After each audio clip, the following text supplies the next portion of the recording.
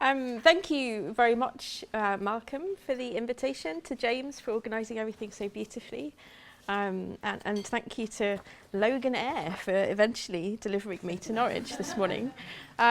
So I was very pleased to arrive for the panel before lunch because I think there are some themes that will be picked up in the paper here, especially the theme of mundaneness and evidence. So I've, bless you, possibly migrated too far in the other direction, but anyway, hopefully productive discussion will follow.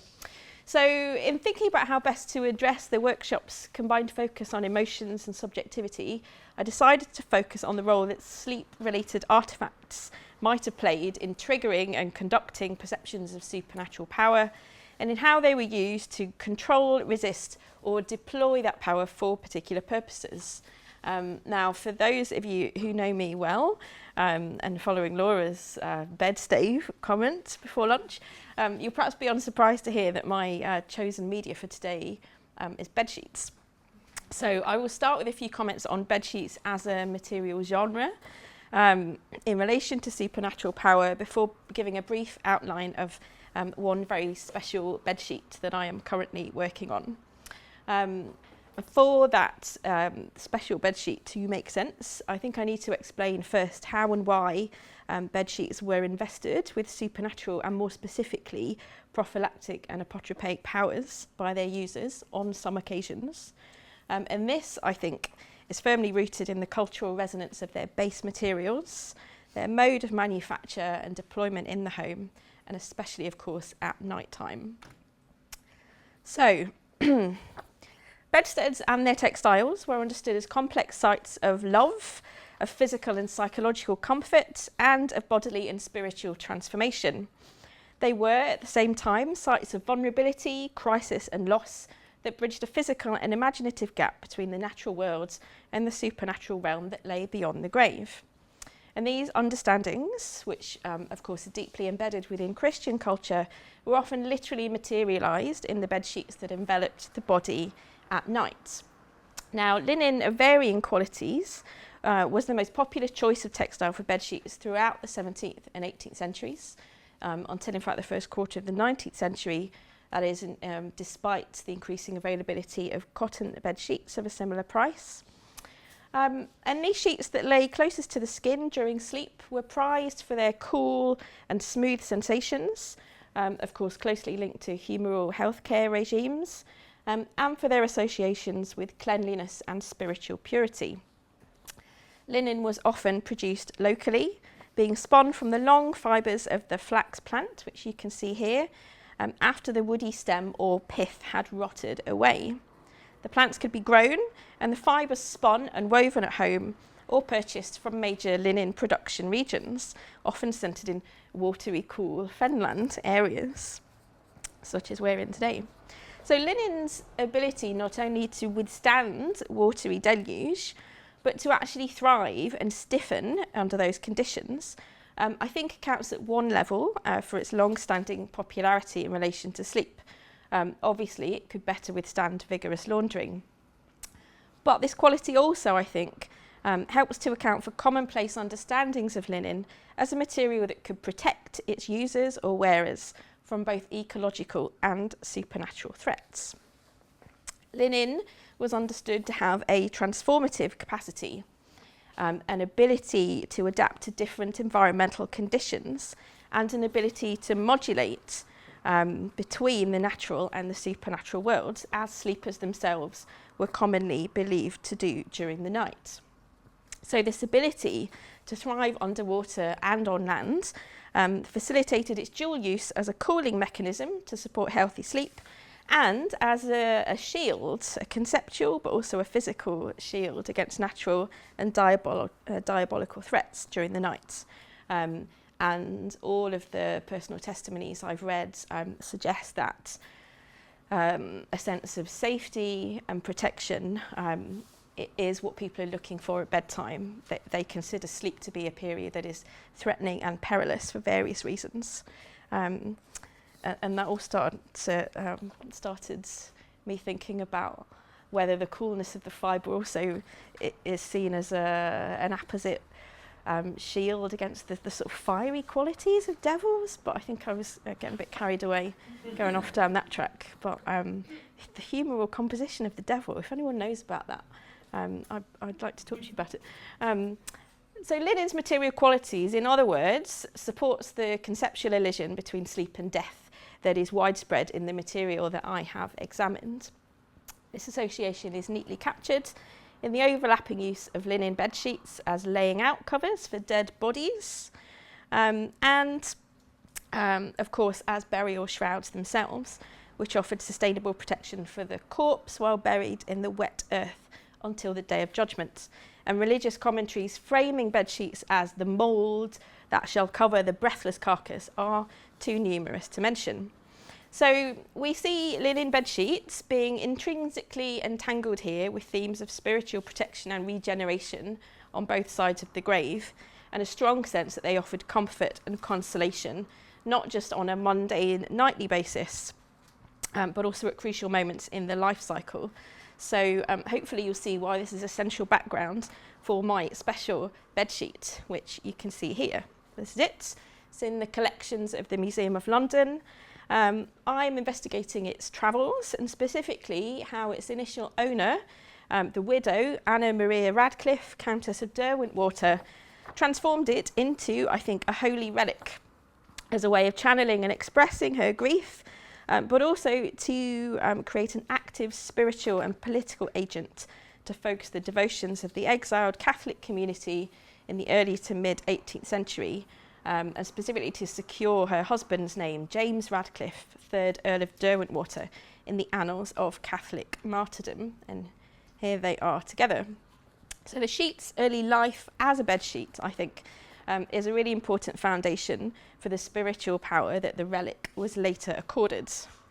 Now, as you might imagine, an ordinary household bed sheet is a fairly unusual choice of object for a holy relic. However, the embroidered inscription that it features, I think, helps to explain this, and hopefully you can see the cross-stitched embroidery there, which says, "The sheet off my dear, dear Lord's bed, imprisoned in the wretched Tower of London, February 1716, Anne C., or Countess of Derwentwater." So we're told that this textile that had laid closest to the skin of James Radcliffe during his last days on earth, immediately before he was beheaded on the 24th of February 1716 for his part in the Jacobite uprising of 1715, and I've checked the provenance of the linen, the stitchwork and the hair in microscopic conditions. As you can see there, it's still a little bit greasy, and there are two types of hair intertwined, I think his and hers, but I won't go into too much detail about that now. This is very likely the sheet that absorbed James Radcliffe's scent and bodily effluvia whilst he was sleeping, praying and preparing his soul for the next life. It was probably taken from his own home, since prisoners in the tower were expected to furnish their own quarters, and it was also likely that this was the sheet that last covered the entwined bodies of James and his wife, as she was allowed to lodge with him in the tower. It may even have been the sheet beneath which they conceived their second child, since she was pregnant at the time of James's execution. And she also cross-stitched a love heart, which you can probably see just about down here, just beneath the inscription there. So, relics work as conveyors of supernatural power because they contain or closely relate to the bodily remains of holy men and women.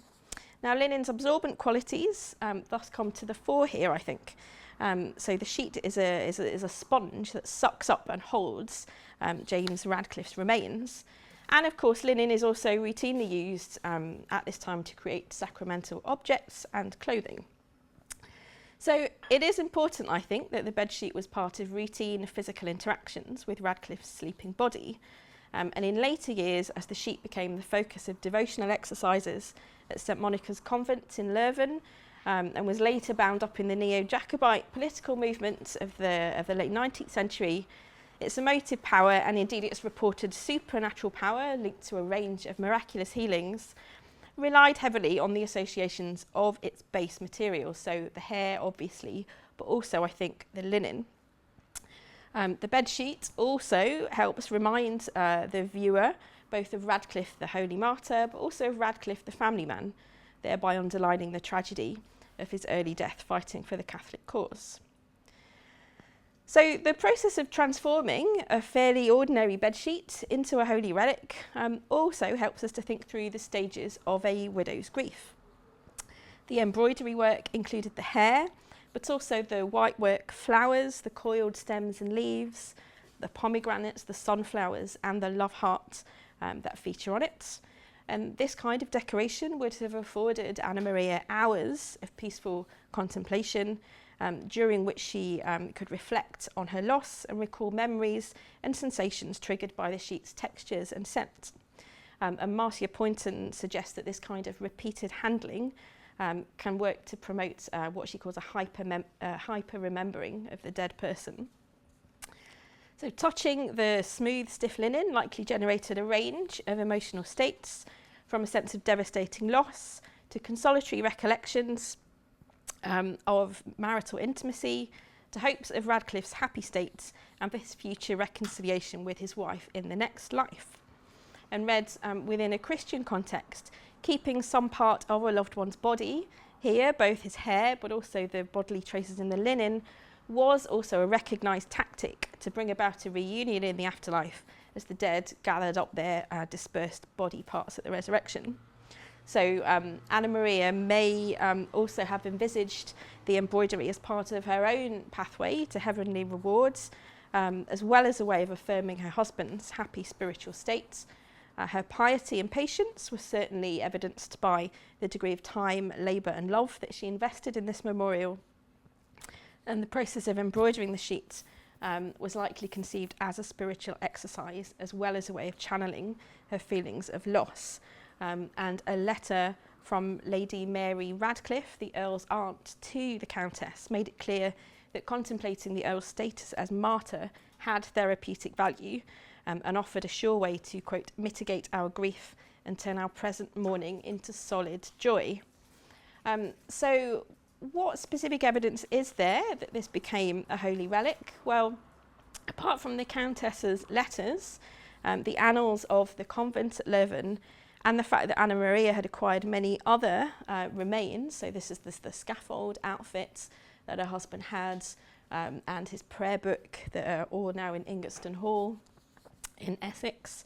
The sheet's lower border, which hopefully you can see here, that features the inscription and the embroidery, is noticeably different in shade than the rest of the sheet, which suggests its exposure to indoor light rather than sunlight. And the darker marks that you can see here are also consistent with the residue of burning candles. And you can kind of see, hopefully, some right angles here, which are important, because these marks, I think, suggest that the sheet may have been folded with the lower portion on display, possibly in a frame with candles surrounding it. And that's exactly the mode of exposure that we know is consistent with the display of Thomas More's hair shirt at the Leuven convent at St Monica's, which was brought there by his adopted daughter, Margaret Clement. Now, if the sheet was shown in this way, it would have offered a highly visceral medium through which the nuns could contemplate the bloody sufferings and personal sacrifices of their peers in defence of the Catholic faith and of the Stuart claim to the British throne. The stitchwork transformed this seemingly ordinary bedsheet into an agent of memory, devotion and political resistance at the convents. But its base materials and its initial status as a bedsheet, I think, complemented the Countess's efforts to surround her husband's name and his remaining body parts with artefacts, buildings and people who were thought capable of deploying supernatural power. So crucial here, of course, to keep in mind that the liminal qualities commonly associated with linen bedsheets, which are conceived both as material shields but also gateways between this world and the next.